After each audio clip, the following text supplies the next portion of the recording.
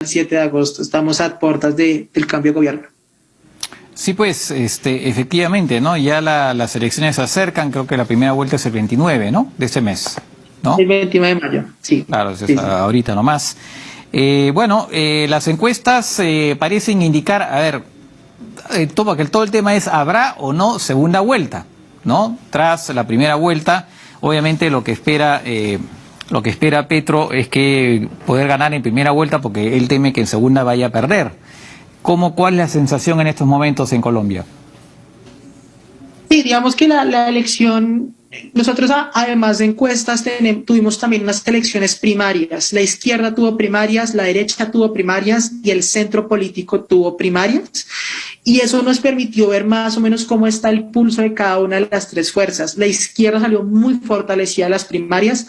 Casi 6 millones de personas salieron a votar en las primarias de la izquierda, 4 millones votaron en las primarias de la derecha y 2.3 millones votaron en las primarias del centro. Y lo que están mostrando las encuestas ahorita es que estamos en un clivaje muy fuerte entre izquierda y derecha. Una izquierda representada por Gustavo Petro, por el Pacto Histórico, que es un movimiento que ha sido un movimiento que ha aglutinado distintas fuerzas de izquierda, distintos movimientos sociales, y tenemos por el otro lado a Federico Gutiérrez, que es el candidato de la derecha. Ahí tenemos pues al uribismo, al Partido Conservador, a otras fuerzas políticas que han representado tradicionalmente a la centroderecha y a la derecha nacional. Y los otros candidatos han estado mucho más reducidos. Digamos que el elector está empezando a decantarse más hacia Petro o hacia Federico, entendiendo que otras candidaturas alternativas, otras candidaturas fuera de estos dos, o de este clivaje izquierda y derecha, que es Rodolfo Hernández, Sergio Fajardo, Ingrid Betancourt, Enrique Gómez, están ya muy reducidos. La expectativa en Colombia es que haya primera vuelta. Las encuestas sugieren que habrá segunda vuelta, que Petro no le va a alcanzar para ganar en primera vuelta, pero sí está muy cerca. Las últimas encuestas que han salido, sobre todo la encuesta de Inbamer, la encuesta del Centro Nacional de Consultoría y de Guarumo, ponen a Petro entre un 37 y un 43%. Y para ganar en primera vuelta se requiere sacar el 50% más un voto. Y eso es más o menos cómo funciona el sistema en Colombia de las dos vueltas presidenciales. Pero sin embargo, si llega a haber segunda vuelta, es muy probable que Petro también gane las elecciones en segunda vuelta, porque la ventaja que le saca a Federico Gutiérrez, el candidato de la derecha, es muy grande. Las encuestas vaticinan entre unos 12 a 17 puntos de ventaja en la primera vuelta. Petro más o menos corre un 42, 43%, Federico entre un 25 y un 27%, y para Federico Gutiérrez va a ser muy difícil encontrar los votos suficientes de sus otros contrincantes que no pasen la segunda vuelta. No va a ser suficiente para Federico lograr sobrepasar a Gustavo Petro. Es muy complicado. Creo que la izquierda colombiana ha amasado una ventaja electoral lo suficientemente grande como para ver a Gustavo Petro como el más probable ganador de esta contienda presidencial. Y eso a pesar de que, Gutiérrez ha logrado captar a la gente, porque finalmente un poco la batalla es por captar a gente del centro, ¿no?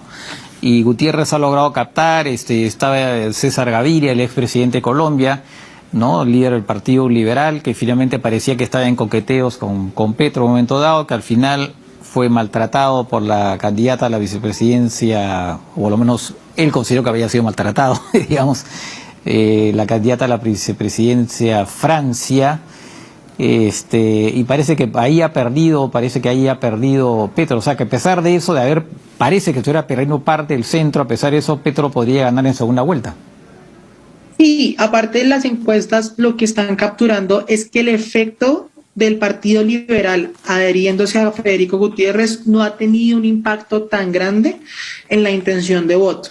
Porque claro, el Partido Liberal es uno de los partidos más importantes del país. El Partido Liberal sacó más de 2 millones de votos en las elecciones de Congreso en Colombia, pero es muy difícil para los líderes de los partidos colombianos muchas veces trasladar sus votos hacia otro candidato en otra elección diferente. Entonces, si yo saco 100.000 votos para una elección a Congreso, para mí es muy difícil darle esos votos a un candidato presidencial. Las lógicas de las elecciones presidenciales a veces son muy distintas a las de elecciones a Congreso. Entonces, Federico tendrá apoyo de la gran mayoría del Partido Liberal. Esto podrá ayudarlo en algunas regiones específicas del país, pero creo que esa adhesión del Partido Liberal no es capaz de cambiar el panorama que ya se está configurando, y es que la izquierda colombiana representada en Gustavo Petro está encabezando las encuestas, y es muy probable que si no gana en primera vuelta logrará ganar en segunda. Tal vez la ventaja en segunda se acorte, pero Petro ha amasado una ventaja lo suficientemente grande en primera como para ser casi remontable en la segunda vuelta. Creo que ese es el panorama en Colombia. Creo que eso es lo que muchos estamos anticipando, que en las calles, en debates académicos, en distintas discusiones políticas, ya se está empezando incluso a plantear el escenario de Petro como presidente electo y cuál podría ser incluso su agenda de primer año y cómo sería el comportamiento de un eventual gobierno de Gustavo Petro. Creo que así tan claras están las cosas que mucha gente está empezando a asumirlo como el hecho más, como lo más probable. Sí. De acuerdo. Ahora, efectivamente eso es la parte presidencial, pero la elección al Parlamento ha arrojado pues un Parlamento bastante dividido. Ahí le ha ido bastante bien al Partido Conservador, dicho sea de paso, también al Liberal, por cierto. O sea que digamos, Petro, presidente, tendría que lidiar con un Parlamento bastante complejo, ¿no? Tendrá que pactar. Gustavo, pues su movimiento político gana las elecciones, es el partido más votado y con mayor representación en el nuevo Congreso, pero sí está muy lejos de una mayoría absoluta. Colombia tiene 108 senadores y Petro saca, su partido saca 20 senadores. Entonces está muy lejos de la mitad, que son 55. Se necesitarían 55 para poder tener una mayoría absoluta y asegurar que las reformas van a pasar. Lo que requiere Gustavo Petro para poder gobernar, si es elegido presidente, es transar con otras fuerzas. Probablemente su socio de gobierno más lógico en primera instancia sería la Alianza Verde Centro Esperanza, que es una lista de centro izquierda que saca 13 senadores.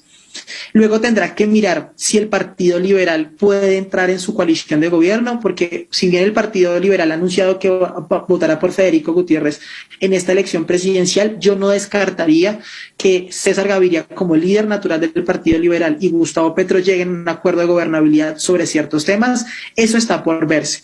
Pero si Gustavo Petro no logra sumar a la Alianza Verde y al Partido Liberal, le va a costar muchísimo el ejercicio de gobierno, muchísimo, porque las otras fuerzas políticas, como bien lo dijiste, el Partido Conservador le va muy bien, el Centro Democrático, que es el partido de gobierno, que es un partido de derecha, Cambio Radical, el partido de la U, tiene una representación todavía muy importante en el nuevo Senado, y le costará muchísimo a Gustavo Petro poder impulsar una agenda legislativa si no logra acuerdos con otros socios un poco más fáciles de lograr un acuerdo, como es el Partido Alianza Verde y el Partido Liberal. Y una pregunta, ¿qué es de Ingrid Betancourt? Efectivamente, pues ella está prácticamente casi desaparecida de las encuestas, pero por ahí felicitó a Uribe, porque claro, fue liberada pues la operación hecha en la época de Uribe. ¿Qué postura está adoptando en estos momentos respecto de la elección? ¿Se inclina por alguno de los candidatos? Bueno, claro, o de repente dice, no, en fin, no está en esa postura, evidentemente, pero ¿en qué anda la buena Ingrid? Ingrid, de hecho, comenzó su candidatura presidencial siendo parte de la gran alianza que había hecho el centro político, donde estaban candidatos como Sergio Fajardo, Alejandro Gaviria, Juan Manuel Galán. Eran fuerzas políticas de centro, y dentro de esa gran coalición de centro estaba Ingrid Betancourt. A escasas semanas de las elecciones primarias hubo una confrontación muy fuerte dentro de esa alianza que terminó pues causando que Ingrid saliera de esa coalición. Ella renunció a esa coalición e inscribió su candidatura única y propia a la presidencia de la República. En este momento ella ha hablado de nuevo de una posible coalición con Sergio Fajardo, que es el candidato de centro, o Rodolfo Hernández, que es un candidato fuera de los partidos o de los clivajes tradicionales de derecha, izquierda y centro.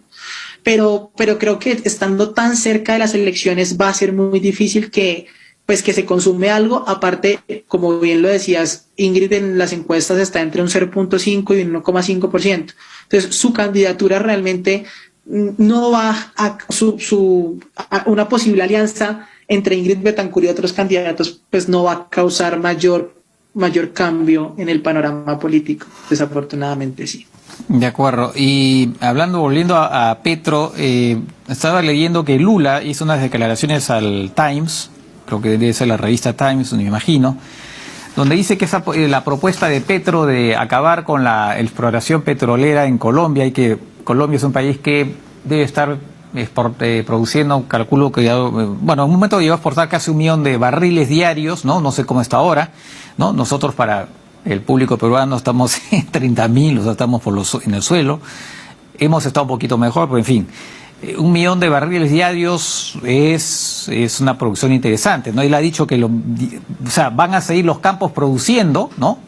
Creo que 12 años me parece, pero eso sí, ya no más exploración. Y Lula dijo que no le parecía muy realista.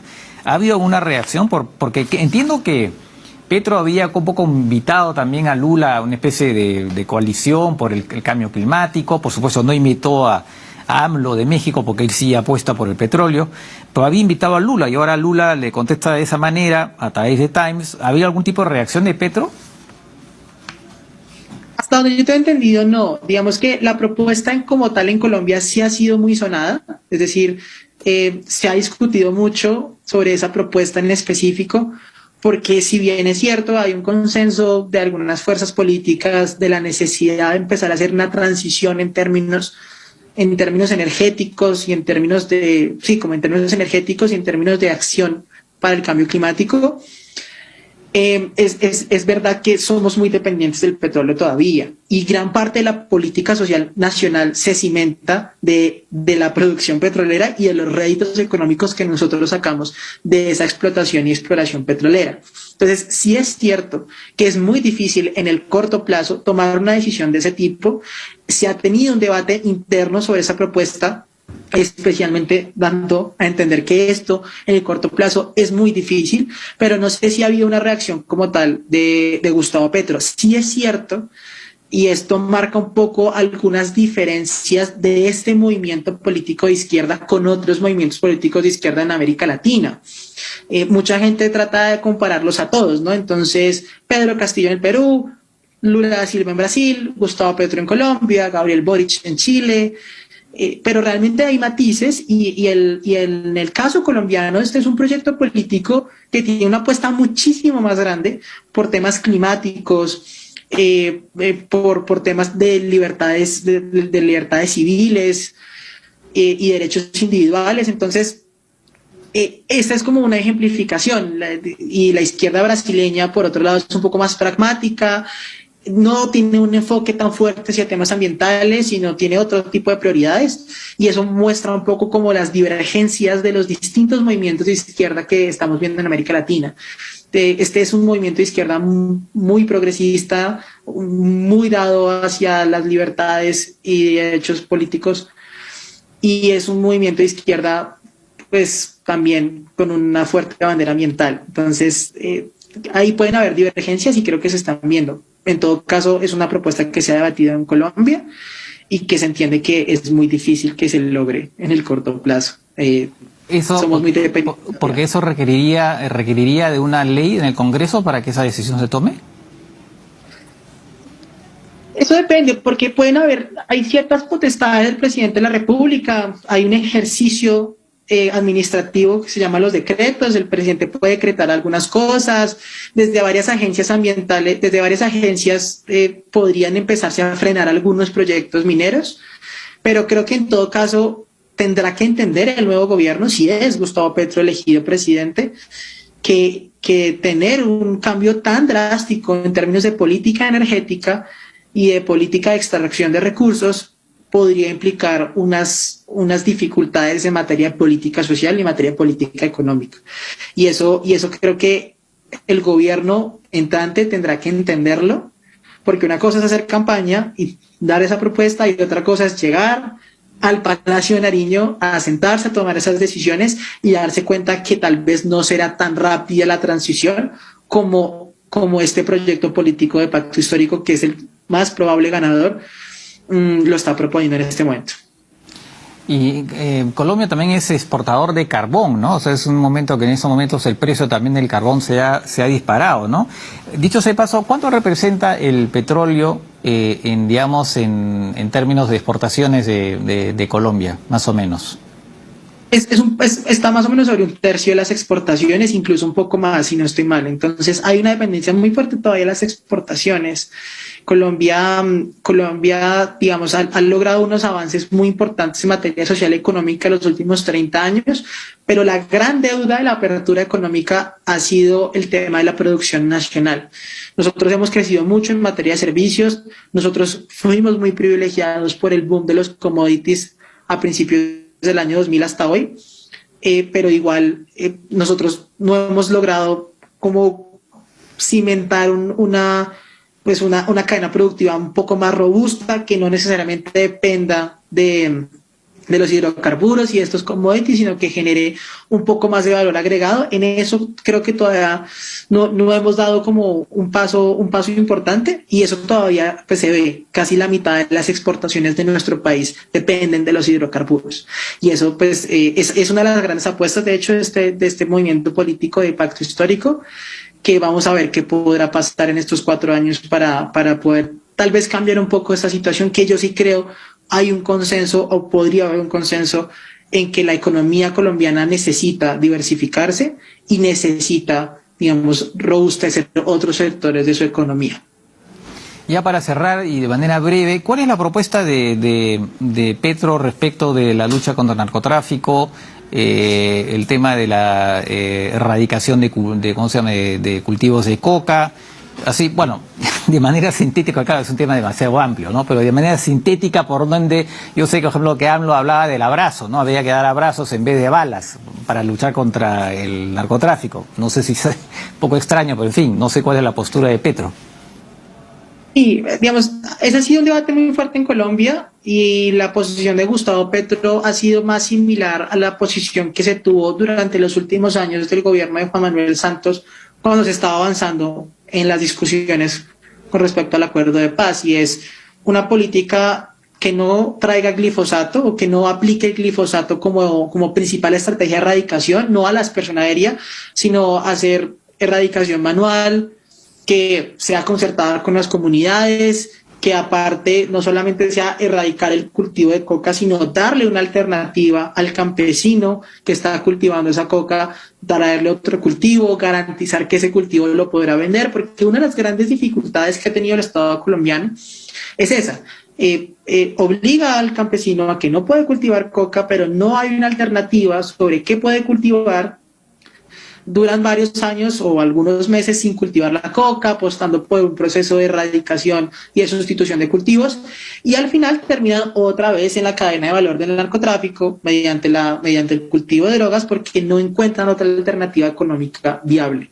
Entonces, creo que la apuesta de ese movimiento político es más una apuesta hacia la sustitución de cultivos, no hacia la aspersonadería, hacer, digamos, como una concertación con las personas que están dentro de estas cadenas productivas. Y evidentemente también se ha hablado incluso de un cambio en la política de drogas. A mí no se me haría extraño que en un eventual gobierno de Gustavo Petro se comience a discutir de manera mucho más intensiva una posible legalización o regulación de las drogas. Esto obviamente es mucho más fácil decirlo que hacerlo, pero esa es como la propuesta, o lo que nos ha dejado ver en sus declaraciones Gustavo Petro y Francia Márquez como fórmula la presidencia de Colombia. De acuerdo, muy bien, muy interesante. Vamos a ver pues qué pasa. Hoy ya estamos, ¿qué día? ¿qué día estamos hoy? Hoy estamos 5 de mayo, o sea, faltan 24 días para la primera vuelta en Colombia, así que todavía hay tiempo para que pasen algunas cosas. Bien, gracias por estas explicaciones y bueno, seguiremos al tanto de lo que pase por ahí. Muchas gracias, Francisco, por la invitación.